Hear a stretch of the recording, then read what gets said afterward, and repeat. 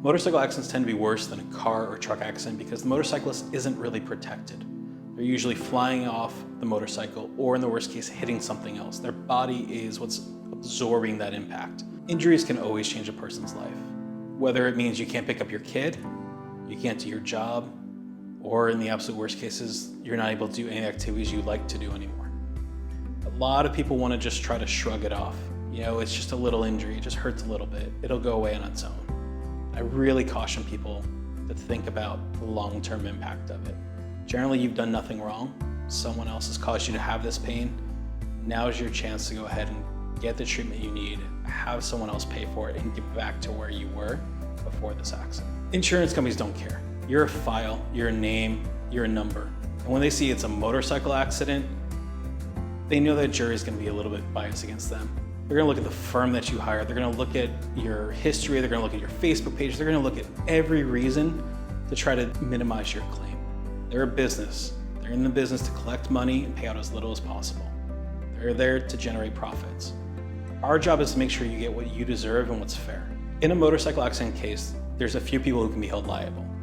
The most obvious is the person who caused the accident, whether it's another vehicle, truck, car, what have you. We also need to potentially look at, is there a roadway design defect? If this is a new road, or there's been a lot of accidents on this road, was it designed incorrectly? Were the lights off and they knew the lights were off, and that there's always been a problem? So there's a couple different avenues of potential recovery. So types of damages for motorcycle accidents come down to two different sections. There's something called property damage, which is taking care of everything on your bike. So if you've upgraded your bike recently, put on new tires, upgraded new engines, whatever you've done, as long as you've got the receipts, we can go ahead and try to get some more money for the property damage. Then there's what's called the bodily injury, the physical injury.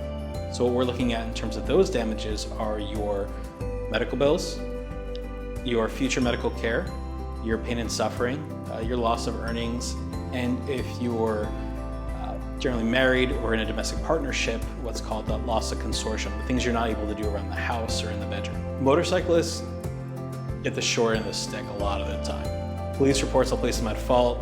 Witnesses won't really remember what happened, but saw something zoom by them at a very fast speed, but have no idea how fast that actually was. Motorcyclists, more than almost anyone else, need an attorney to guide them through this process. Given the bias, given what insurance companies try to pull, it's important that you have an attorney who knows how to handle a motorcycle case and can bring it to a good conclusion.